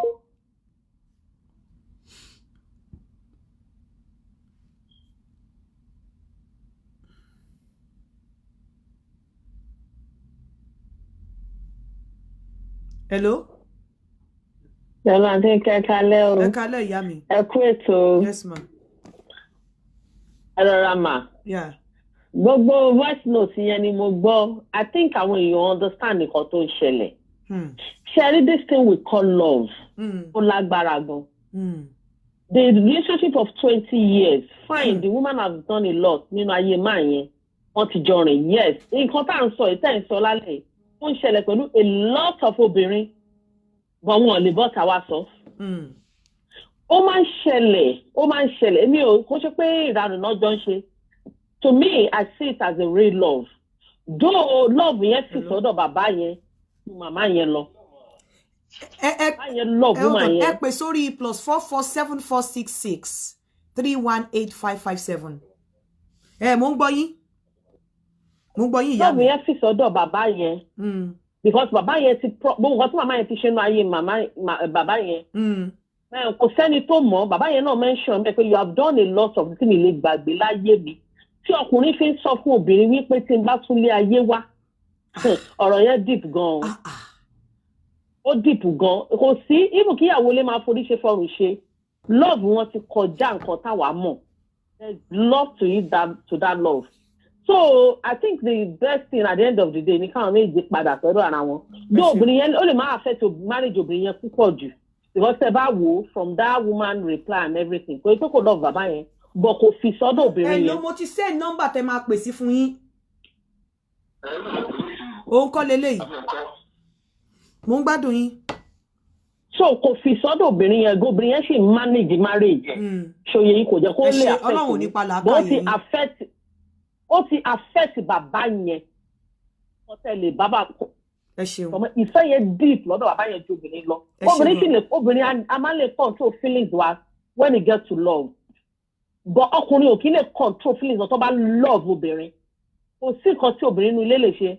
So at the end of the day, àdúrà tẹ́mi bá wọn gbà ní pé kó lólùfẹ́ méjèèjì kan pàdé ara wọn kó máa lọ bẹ́ẹ̀. Ẹjọ́ kó ti lọ. Ẹ ṣeun. Èmi sì máa sọ̀rọ̀. Ọ̀rọ̀ mi ó lè dàbí àdá tó ń ṣáyàn because mo mọ̀ pé ẹni tó ní story a máa wò ó sìn. Ọ̀rọ̀ mi bí àdá tó ń ṣáyàn ni. But mo fẹ́ káwọn èèyàn pè dáadáa kí n tó sọ̀rọ̀. But èmi I totally disagree wípé ìranù àbí òṣì làwọn méjèèjì ń ṣe. Mo disagree completely. Èmi disagree pé ìranù àbóṣì làwọn méjèèjì ń ṣe. Hello? Ẹ jọ̀ọ́ mo ti fi nọ́mbà tẹ́ máa pè sí fún yín +447466318557. Mo kàn fẹ́ kẹ́ mọ̀ kíní kan wípé one the fact wípé obìnrin wà nínú ilé ẹ̀yin tẹ́ jẹ́ ìyàwó ilé ni mo sọ ó wà nínú ilé ó jẹ́ ìyàwó kò secure heart ọkùnrin kò secure heart ọkọ ẹ pé ó wà nínú ilé ìwọ níyàwó nínú ilé kò mí pé ó ti ní security. Hello mo ń gbádùn yín mà. Ẹ kálẹ́ pẹ̀tù. Ẹ kálẹ́. Nǹkan tí mo fẹ́ sọ lórí ọ̀rọ̀ tí ó wà nílẹ̀ yìí ni pé ó yẹ kí ó yé gbogbo èèyàn pé kì í ṣe ọ̀rọ̀ sẹ́ẹ̀sì ló wà nínú ìfẹ́ tí ó wà láàrin àwọn ọkùnrin àtobìnrin yìí. Ó ju bẹ́ẹ̀ yẹn lọ because bí mo ṣe gbọ́ mẹ́sẹ̀gì tẹ́ ń play yẹn it's like they are even living in different countries. Bẹ́ẹ̀ni. So nǹkan tó wà bẹ́ẹ̀ ó ju nǹkan tó lè yí àwa lọ. But because kí màá yẹn gbogbo bó ṣe ń display yẹn love tó ń display yẹn á jẹ́ kéèyàn á mọ̀ wípé ẹni yìí ìfẹ́ tó wà lọ́kàn ẹ̀ bó ṣe ní mímú tó ní sí ó yàtọ̀ sí ẹni sí ẹ̀. Ìyá mi hold on ẹ jọ̀ọ́ ẹ má lọ hold on. Hello àbí Yínká. Mo gbọ́ pé ní program yẹn lọ pẹ̀lú gbogbo àwọn voice notes táwọn people yẹn exchange. But nǹkan tẹ́mi lè deduce mbẹ̀ ni pé tá a bá wo trend tí voice note yẹn fi ń wá the man is doing more of voice note than the woman. And again iṣẹ́ I think he's boredom. And again tọkùnrin bá ti wà tí ò bá ti wà in charge of his mind he wouldn't know what exactly he wanted. Tí woman ẹ bá ń gbé ìlú òyìnbó níbi tó òun náà wà ó ṣe é ṣe kó má lè manage kìíní yẹn being pé it's a long distance relationship and àwọn méjèèjì wọ́n ti wà pọ̀ for over 20 years. Yes, over 20 years. Ṣé mo fẹ́ nǹkan tó ń lọ? We cannot be going to wherever the woman ever were so often. Bóyá ẹ̀kan lọ́dún. Ṣé dẹ̀ mọ̀ pé nǹkan tí wọ́n jọ ṣe pọ̀ as at the time tí wọ́n ríra wọn, if you now start reflecting on it, definitely ó máa máa ṣáàkẹ́. And irú máa yẹn ká sọ pé bí àtẹnujẹ.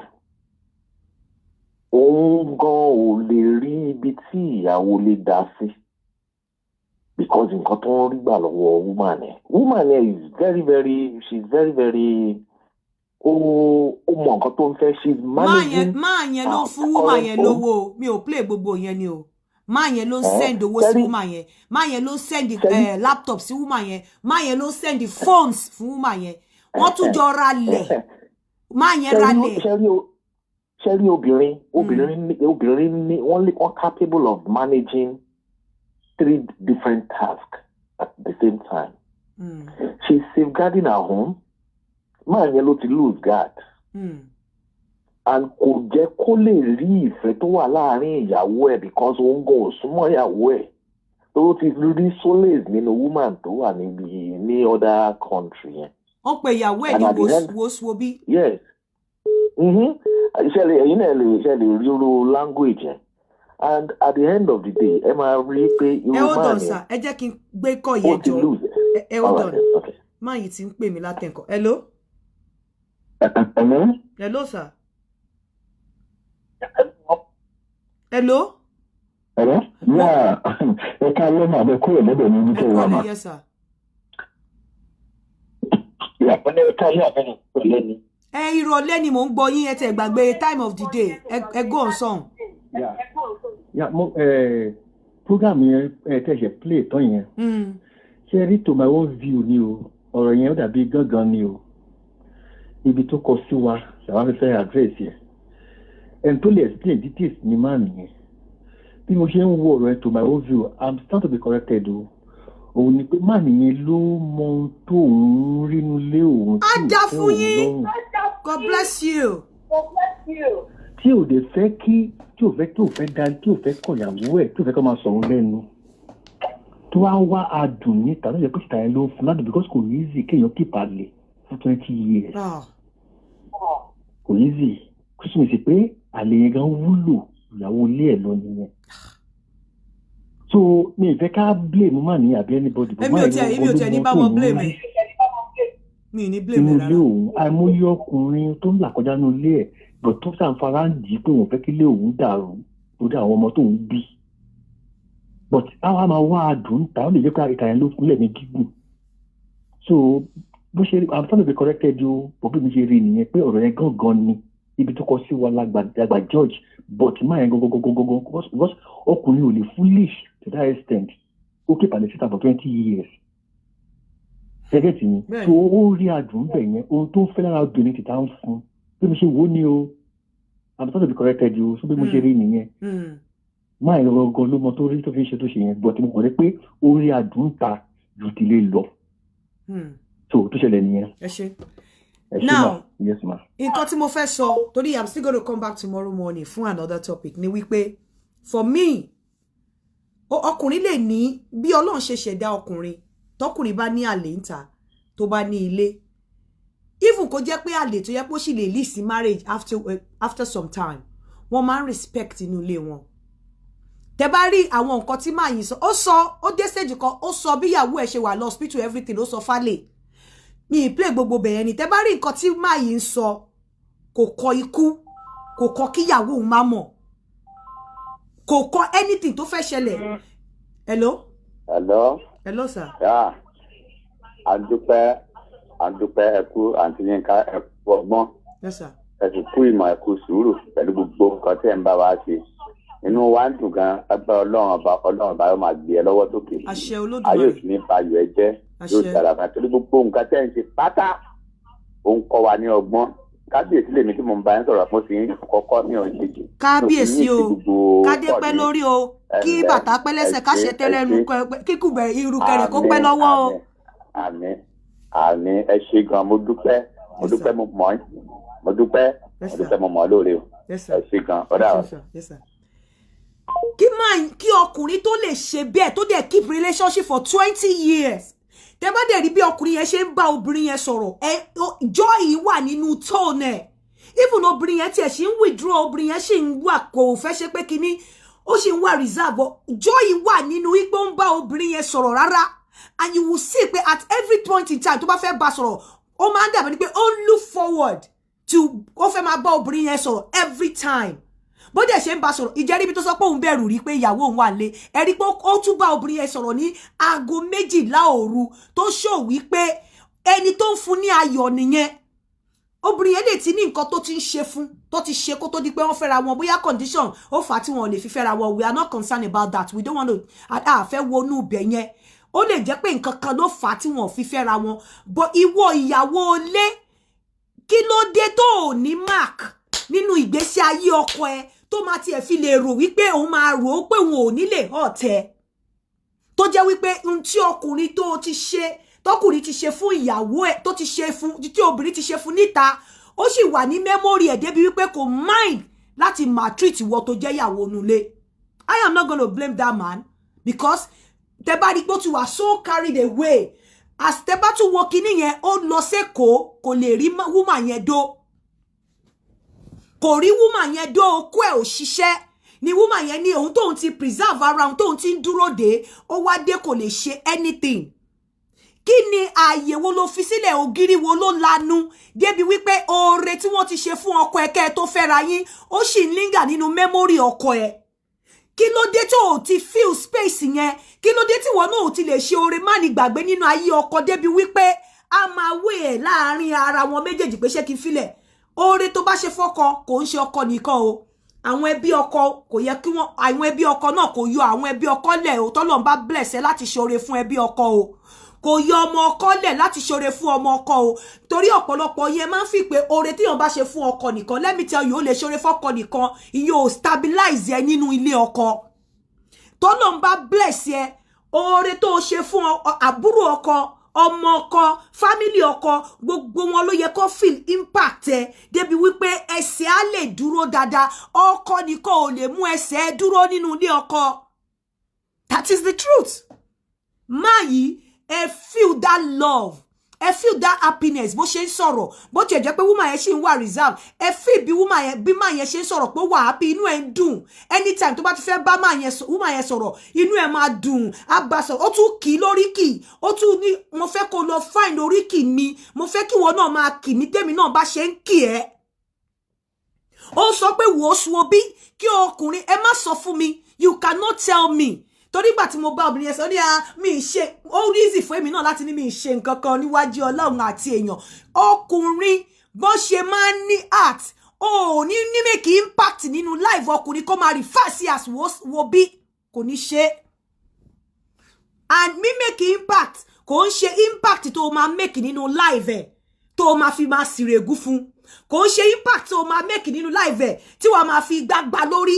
àwọn oore tó máa ṣe tó ní wẹ̀yìn àwọn oore tó máa ṣe tó tiẹ̀ ní expect kó sọ thank you tó ṣe mọ̀ pé irú èmi sìn béèyàn bá mi bá kíyàn tó bá down mi tiẹ̀ mọ̀ pé ó down because mo ti kọjá lọ àwọn oore tó máa ṣe tó ní jókòó tí ò ní retreat pé ó ṣe oore fóun ló wá fẹ́ fi máa capitalize léun ló ó fẹ́ máa lò fóun irú àwọn oore yẹn lọkùnrin máa appreciate the moment tó bá ti ṣoore fọkùnrin tọkùnrin bá ti rí wípé oore tó ṣe fún mi yìí o ó dàbẹ̀ ni pé fi wùwà ó dàbẹ̀ ni pé fi ṣe kíní kan kò ní appreciate oore yẹn ò dẹ̀ pín sọ́dọ̀ ọkùnrin nìkan ó ń láti extend oore yẹn sí àwọn extended family ọkọ ẹ̀ pé wọn ìmí à ní ọkọ òun nìkan lòun tọ́jú àbúrò ọkọ ẹ̀ á wálé ẹ máa lóúnjẹ èèyàn kan send message sí mi lénìí ó ní mom ó ní have I done something right something wrong mo ní yes very wrong kí ló sọ ó lọ́kọ òun ò wà responsible kò ń fowó oúnjẹ lẹ̀ ó lóun ti máa ń fi owó òun ṣe oúnjẹ ó ní òun wá ó ní láti last week ó lóun wá stop láti máa ṣe oúnjẹ fún ó ní ṣe nǹkan tó ń ṣe wrong ó wrong the moment tó bá ti lè máa ṣe oúnjẹ fún àwọn ọmọ ẹ̀ tí wọ́n ń jẹ the moment tí wọ́n bá ti lè máa jẹun nínú ilé kọ́kọ́ má ti mi sọ pé kọ́kọ́ má wà responsible o mi ní kọ́kùnrin má fowó lẹ̀ o mi sọ pé kò dá o but in tó bá àwọn nǹkan mi wà tó ò ní fi bá ọkùnrin ṣe ọkùnrin tí ò bá ṣe fún ẹ kò ń ṣe bí oúnjẹ in tó bá ti lè máa mú ẹ máa jẹun nínú ilé tó lè máa mú ẹ fún ọmọ ẹ lówó fún ọmọ ẹ lóúnjẹ nínú ilé bí ọkùnrin ò bá fóúnjẹ lẹ̀ bó jẹ́ ilá ló ṣá sínú kòkò ẹjọ́ pín ilá yẹn jẹ tó bá yá tẹnu bá jẹ ojú máa tì but ọ̀pọ̀ woman yẹn sọ fún mi pé ọkùnrin tó ń wá sínú ilé tí ò sùn ta tí wọ́n dẹ̀ ń jẹun tí ebi ò pa ẹ́ tó wá nítorí pé kò fowó oúnjẹ lẹ̀ ìwọ ń jẹun ọmọ ẹ̀ ń jẹun ó wá ní òní fún lóúnjẹ tó bá wá bọ́ síta àbí tó bá rántí ẹni tí obìnrin bá wà in love I am telling you wọn ò kí ń care about money ní ọ̀pọ̀lọpọ̀ ìgbà wọn ò kí ń rò bóyá èèyàn ò lówó tó bá wá lọ meet obìnrin tí ò tiẹ̀ ronú pé ó lówó and everything tó ń fi owó raṣọ tó ń fowó ṣe oúnjẹ tó ń fowó ṣe kíní kan wà wá ní kó má bọ́ síta ó máa bọ́ ta irú gbogbo nǹkan tó wà displayed nínú voice note yìí ó mì wípé obìnrin tó wà nínú ilé ò ṣe homework ẹ̀ dáadáa tó dẹ̀ lè relax tí obìnrin tí ọkọ ẹ̀ ti fẹ́ rí tó dẹ̀ lè gba gbogbo mind ẹ̀ báyìí kò ń ṣe ranù o kò kí ń ṣe ranù ìranù kọ́ o play game ẹ̀ dáadáa o wà ń bẹ̀ fún ọkùnrin yẹn o wà ń bẹ̀ fún ọkùnrin yẹn ó tó stage kan ẹ rí pé ọkùnrin yẹn gan ti wọnú family woman àlè yẹn ó ń béèrè àwọn grandchildren ó ń béèrè ẹ wo gbogbo ìgbà tí àlè yẹn ń pè é àdúrà ló fi ràn ọ́ lọ́wọ́ even bó ṣe ṣẹ́ ó ní mo bínú lóòótọ́ ó ní ẹ múnú bí mi ó ní mo bínú ó ní ṣùgbọ́n ó ti tọ́nú mi ó tún ṣàdúrà fún obìnrin mélòó ló lè ṣe bẹ́ẹ̀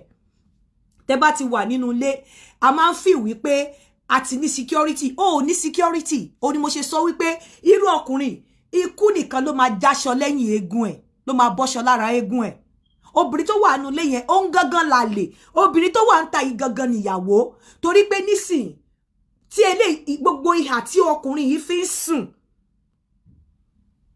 àlè yẹn mọ̀ a lot tí àlè yìí mọ̀ nípa ọkùnrin yẹn obìnrin inú ilé gan ò mọ̀ that is the truth but ó lè má gbogbo nǹkan tó ṣẹlẹ̀ yìí ó lè jẹ́ pé nǹkan tó ń accumulate tó ti accumulate for a very long time pé okay wọ́n ti fẹ́ra wọn láti 20 years ago ó dé ẹ̀kọ́ ti fira wọn lẹ̀ bọ́ ìhàwó gan ni wọ́ gọ́gọ́ tó wà nínú ilé kọ sí ọkọ yẹn débi pé ó máa fi gbàgbé yìí tó ti fẹ́ rí ìhàwó ló kọ sí influence wo ló ti take nínú ìgbésí ayé ẹ̀ value wo ló ti add sínú life ẹ̀ tó fi máa gbàgbé ẹni tó ti dúró tì ẹni tó ti fàyà pọ́n rí kí ló ti ṣe now ó gbé voice note yìí ó gbé kúrò nínú fóònù ọkọ tó bá rí voice note yìí kí ló yẹ kó ṣe ṣó yẹ kó fi jà ni àbó yẹ kó ní pé kọ́kọ́ máa lọ àbí ó yẹ kó kí ni nǹkan because má jẹ́ kí n tàn ẹ́ ẹni tó ní ọkọ ó ní obìnrin ìta yẹn ẹ dẹ̀ rí pé obìnrin ìta yẹn kò fi gbogbo atara bóyá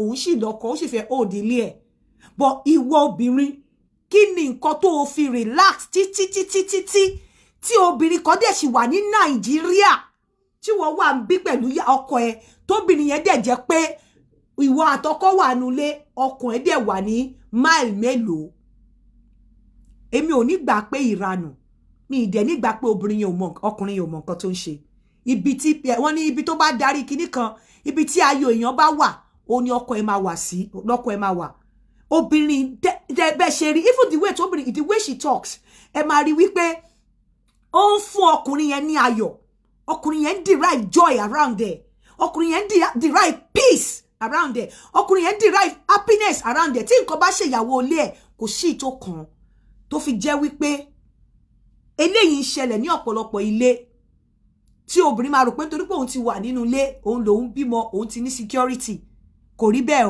o lè wà nínú ilé kí ọkọ ẹ̀ má nífẹ̀ẹ́ láti bí síbẹ̀ yẹn kó dẹ̀ jẹ́ pé obìnrin kan because you need to understand the kind of man tó ní you don't take respect away from man oúnjẹ even kọkùnrin má fi owó oúnjẹ sílẹ̀ mò ń sọ fún yín tó bá ti ń ṣiṣẹ́ oúnjẹ kéré nínú nǹkan tó lè má fi ìyà jẹ ọkùnrin oúnjẹ jíjẹ aṣọ ló ní rà fún kò lè ní kó wá raṣọ fóun kò lè ní pé òun fẹ́ jáde kó wá fowó sóun lápò but oúnjẹ jíjẹ ó kéré nínú nǹkan tó máa nítorí pé kò fowó oúnjẹ lẹ̀ kò ní jẹun èmi ò sọ pé kọkùnrin má wà responsible ẹ má misquote mi o mi ní kọkùnrin má wà responsible but tọkùnrin bá ti choose láti wà irresponsible to the extent wípé kò fowó oúnjẹ lẹ̀ tí wọ́n dẹ̀ ti ń jẹun tí ọmọ ẹ̀ ń jẹun kò sí nǹkan tó ní kí ọkùnrin yẹn náà má lè jẹun tó bá sì fẹ́ máa jẹ́ ìyàwó nínú ilé ẹ̀ tó dẹ̀ sì mọ̀ pé bàbá àwọn ọmọ ẹni tó dẹ̀ sì mọ̀ wípé òkè o ìwà tó ń wù tí ò fún mi lóúnjẹ mo sì wà nínú ilé ẹ o oúnjẹ kéré nínú nǹkan tó máa fi sọ pé o kò ní jẹ oúnjẹ kéré because wọ́n á ti wò pé tó bá mọ́mọ́ ọ̀dọ̀ sọ́dọ̀ tó ń sanwó fún ṣé kò ní jẹun ni ṣé wà nínú owó tó ń sọ fún ṣé òun ni kò fi jẹun ni ṣé òun ni kò fi jẹun ni èmi ò bá ọkọ mi sanwó school ọmọ rí bọ́ mo máa ń ṣe nǹkan kan tí n bá ti lówó nígbà yẹn bí èèyàn rí owó gbogbo màá ti sáré lọ san kò ṣe pé kò ní owó school wọn ò late rí bọ́ màá ti san pé owó tó wà lọ́wọ́ mi jẹ́ kí n kàn fi dé jàre kí n kàn mọ̀ pé ó ti tán tó bá wá padà lọ san kò ṣe pé owó school wọn late o kò ṣe pé kò ní san o èmi mà kàn mọ̀ọ́mọ̀ ṣe àyànjúràn àbòsí ni o tó bá wá padà lọ san màá wá in fact ẹni tó sọ fún kí ni school yẹn tún lè sọ fún mi pé torí èmi àti woman tó ní school yẹn close yẹn á ní àpé kí n sì filẹ̀ òun sì fẹ́ lò ó sì lè wá pè mí bí i 2 weeks after kó ní kí wá gbà màá dẹ̀ padà lọ gbà kì í ṣe pé kò ní san bọ́ ó wà lọ́wọ́ mi ni mo fi lọ san mi ò dẹ̀ ń ṣe dìtẹ́tẹ́ pé mo ṣe máa dúró pé kí kó fún mi lówó àbí kí n ṣe nǹkan kan kí tó ṣe nǹkan kan sínú ilé àwọn nǹkan kan wà téèyàn máa fi ń win mind heart ọkùnrin àwọn nǹkan kan wà tí yẹ pé ẹ lè má kàkún òun ni wípé kó má máa expect pé ó dìgbà tọkùnrin bá fún ẹ ní kinní kan kó tó ṣe nǹkan tó máa benefit ẹ àbí kó tó ṣe nǹkan tí ó máa rí tó máa wò pé ọmọ yìí try my mama dúró bẹ́ẹ̀ because tẹ́ bá dúró bẹ́ẹ̀ àwọn obìnrin kan wà tí wọn ò kì í dúró ẹ̀ nítorí ẹ̀ ọkùnrin wà láyé obìnrin òun ló ní ilé yẹn òun ló ní inú ilé yẹn mo wá ń gbọ́ pé obìnrin yẹn sọ pé kọkùnrin yẹn máa lọ ọlọ́kùnrin yẹn lòun ò lọ anywhere ó lọ o òun ló ní ilé yẹn kò lọ o òun ló ní ilé yẹn kò sí nǹkan téèyàn kankan lè ṣe sí because ó sì ń rí ayọ̀ lọ́dọ̀ obìnrin yẹn ó sì ń rí dùnnú lọ́dọ̀ ẹ̀ gbogbo ìpayín keke ìfà ó sọ débi wípé ó fẹ́ gba ráúráú ẹ̀ ni ẹgbẹ́ tó sọ pé ẹ̀yin náà ni àgọ́ yín ló máa dẹ́dì yẹ mi gbẹ̀yìn ẹ̀yin náà lẹ máa ní mí nígbẹ̀yìn ó mọ kọ́tátò tó fẹ́ pàyàwó lé sí ẹ jẹ́ ká lọ ṣe àtúnṣe èmi ò blame ọkùnrin yìí o I'm telling you the truth èmi ò blame ẹ̀ inú ilé yẹn ọkùnrin wọ́n ní àwọn àti ẹja ló mọ̀ gbà lọ́jọ́ wà nínú odò tí àwọn bá pa ẹja sókè ìgbà yẹn làwọn èèyàn máa ní ó ti pẹja o wàhálà tí àwọn ṣe kó tó gbé ẹja síta àwọn nìkan ló lè sọ so ọkọ àtìyàwó ló jọ wà nínú ilé tó bá lè mú ọkùnrin keep and hold on to a 20 years relationship you should know pé àwọn nǹkan kan ti wà ń bẹ̀ kò dẹ̀ kí ń ṣe oògùn in tó bá lè mú ọkùnrin tó fi hold on to 20 years relationship tó hold ẹ̀ hàn pé kò ní bọ́ tó dẹ̀ sì ń pa bí ọtí tó sì ń pa ìwọ ìyàwó yẹn torí pé kò ń ṣe bí ìfẹ́ yẹn ṣe máa wà nígbà tẹ́ kọ́kọ́ fẹ́ra yín lélẹ̀ kí ló dé kí ló fà tó fi deteriorate débi wípé ó wá ti wá gbé obìnrin ìta ó ti wá gbé sí ẹ lórí go and do your homework very well tí obìnrin bá ti háwọ́ jù tó ti mọ tara ẹ̀ jù ó lè last nínú ọkàn ọkọ tó bá ti háwọ́ jù tó jẹ́ pé tara ẹnìkan ló mọ̀ tó jẹ́ wípé gbogbo owó tó bá ti dọ́wọ́ ẹ tó bá ti believe lórí principle pé ọkọ mi ló láti bọ́ mi ọkọ mi ló láti sanwó ilé ọkọ lórí aya ó lè pẹ́ nínú ọkàn aya ọkọ ó lè pẹ́ nínú heart ọkọ tí principle ẹ àti ideology tó bá ti jẹ́ pé lórí Ọlọ́run sọ pé ọkọ ni kó máa fún ìyàwó lóúnjẹ ọkọ ni kó máa gbọ́ bùkátà lórí ìyàwó tó dẹ̀ bank on that ó lè kúrò ó lè pẹ́ nínú heart ọkọ ìfẹ́ yẹn kò lè dúró títí tí ẹnu bá jẹ ojú àti no matter how good how rich your husband is ìwọ náà ní nǹkan impact tó ń take ní nǹkan tó ń ṣe nínú ilé gẹ́gẹ́ bí obìnrin ní nǹkan tó ń ṣe nínú ayé ọkùnrin tó ń gbé ṣe má jẹ́ kí greediness àti pé ìmọ̀tara ẹni nìkan èmi ni mò ń pa owó mi owó tí mò ń pa tèmi ni mi ò lè bá ná owó tí òun náà ń pa tiẹ̀ ni mi ò lè bá ná má jẹ́ kó máa ṣẹlẹ̀ ní gbogbo ìgbà tí ẹ̀ náwó jẹ́ kọ́kọ́ ẹ̀ throw surprise party fọ́kọ bó síta kó lọ ra kó ṣe shopping fún kó kà á láyà tó bá ní ju owó sínú àkáǹtì ẹ̀ pé mo fi ràn yín lọ́wọ́ pé kẹ́ fi sanwó school fees kò ń ṣe wípé dandan láti ṣe bí àwọn nǹkan tí pé ọkùnrin máa wò pé òun ṣe àánú òun ni ó dẹ̀ láàánú òun lójú o ó dẹ̀ rí pé wàhálà yẹn pọ̀ jù fowó ó dẹ̀ fẹ́ jẹ́ kó ń dá gbọ́ wàhálà yẹn bẹ́ẹ̀ tó bá ti jẹ́ the type tó jẹ́ wípé every time ọkọ ló lórí aya every time ọkọ ló lórí aya every time ó yẹ ọkọ mi ló yẹ kó ṣe wọ́n fẹ́ sanwó school ọkọ ni wọ́n fẹ́ ràwé ọkọ ni wọ́n fẹ́ raṣọ ọkọ ni wọ́n fẹ́ sanwó ilé ọkọ ni wọ́n fẹ́ ṣoúnjẹ ọkọ ni ìwọ náà wò tó bá jẹ́ ìwọ lu bí ọmọkùnrin yẹn kí gbogbo bùkátà yẹn wà lórí ẹ̀ ìgbà wo ló fẹ́ làlùyọ ìgbà wo ló fẹ́ láfọrí ọkọ ò lè nífẹ̀ẹ́ tó bá ní attitude bẹ́ẹ̀ ọkọ ò lè nífẹ̀ẹ́ tó bá ní attitude bẹ́ẹ̀ yẹn pé gbogbo 10 kobo must come from the man's purse kò lè nífẹ̀ẹ́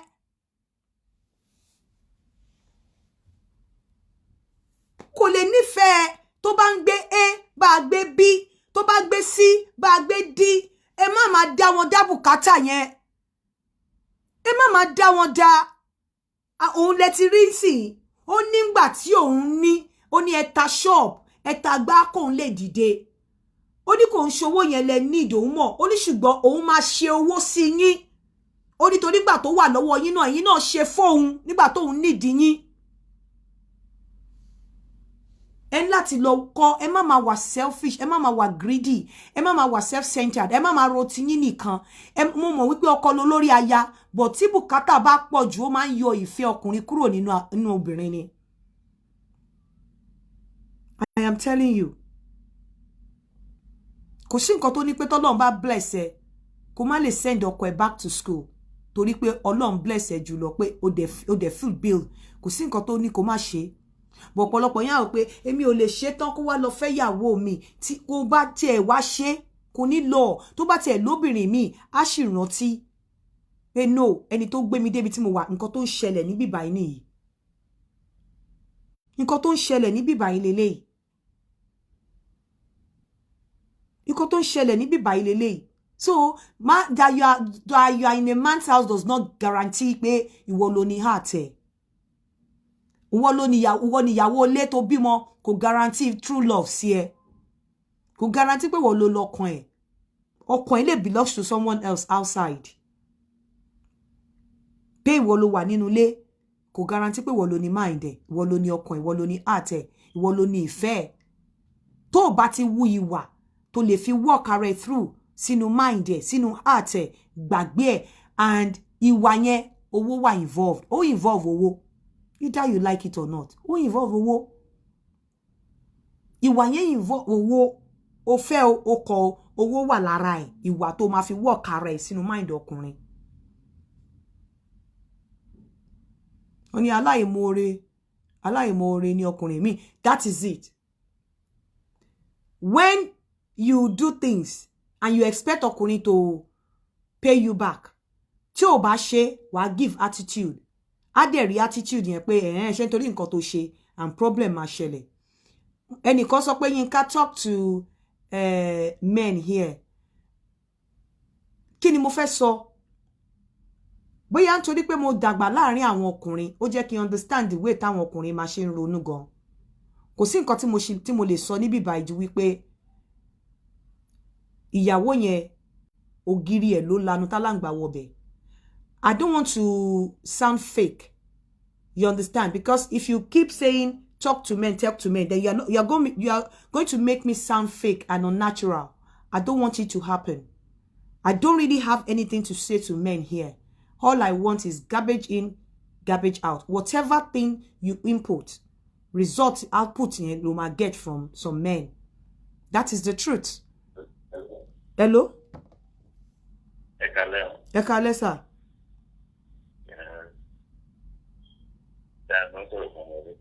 Ẹ kí lẹ fẹ́?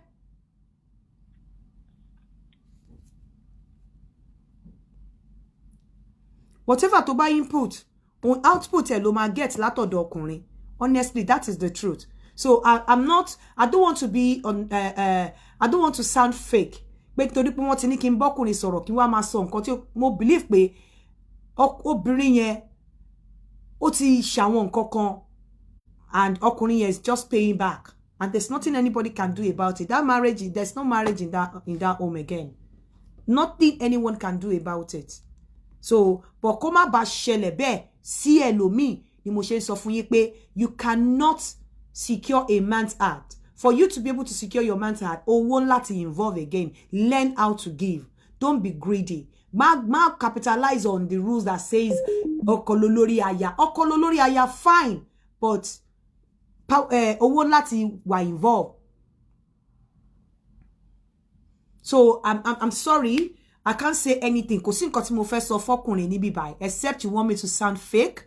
Tẹ́ bá ní nǹkan tẹ́ fẹ́ sọ fọ́kùnrin, ẹ lè sọ, but for me, obìnrin ló ní fault mi, ìwọ ló òun ló inú ilé ẹ̀, òun ló sell out ọkùnrin yẹn dẹ̀ máa happiness lọ síbòmíì. He has to be happy. Tó bá jẹ́ pé relationship àná ni, mo lè sọ pé àbóyá ogun relationship of 20 years tó dẹ̀ she remain solid bẹ́ẹ̀ yẹn tí wọ́n tó dẹ̀ wà nínú ilé tó dẹ̀ relationship yẹn sì wà solid bẹ́ẹ̀. No, there's not, I don't know, I don't even know what to say to that man, honestly. And I wish pé kọkùnrin yẹn wo show yìí tó bá gbọ́ voice ẹ̀ kó padà wá kó pè mí kó wá sọ nǹkan tó sún òun débẹ̀. I'll be very glad. Ẹ rí wípé àwọn oríṣiríṣi omi ló ti gba pé afẹ́rẹ́ kọjá. Ẹ má gbàgbé ilẹ̀ Danabit máa di 2.5 million níjọ́ Monday fún gbogbo ẹ̀yin tí ẹ ò tí rà àtẹ̀yin tẹ́ ṣì ń pè mí pé kí n keep ẹ̀ fún yín. 2.5 million láti Monday tó bá fẹ́ rà ó ní látẹ̀ní di alẹ́ Monday láti sanwó. So ó sì di 1.5 chininsin opposite Christopher University and 2 minutes to redeem camp is still 1.5 for now. By Monday ó máa di 2.5. Ẹ má dẹ̀ gbàgbé fún gbogbo ẹ̀yin fans mi tẹ́ fẹ́ meet mi lẹ́kọ̀ọ́. I'm sure you can see the numbers to call to get your ticket if you're going to meet me. Otherwise, I'm not going to see anybody without ticket. That is the truth. Because mi ò ní bí mo ṣe ń lọ mi ò lágbára lórí ara mi. Àwọn security ni agbára wà lọ́wọ́ wọn. So kó má dàbí pé wọ́n jẹ́ kí wọ́n rí yín ká, wọ́n jẹ́ kó get to me. You have to, if you know you want to see me, you will catch up ní event here and you need to get your ticket. Otherwise, I'm sorry, I'm not able to see anybody because èmi gangan kan ni mo láṣẹ lórí ara mi bí mo ṣe ń lọ. Ó wà lọ́wọ́ àwọn security. So until I come your way, a máa ṣe morning service láàárọ̀ ọ̀la. Àríra láyọ̀. shabarikolo.com gbogbo ẹ̀yin tẹ́ ti subscribe. Wọ́n sọ fún mi pé ẹ ti ń chat there. Please keep chatting and keep, keep talking there. Keep making use of the app. Please, enjoy of the website. Ẹ lè download ẹ lórí Apple Store or Play Store. Shabarikolo TNT. Ẹ jẹ́ kí n máa fi sí ìṣe àlọ́. Àríra ní àárọ̀ ọ̀la ní morning class. Bye for now.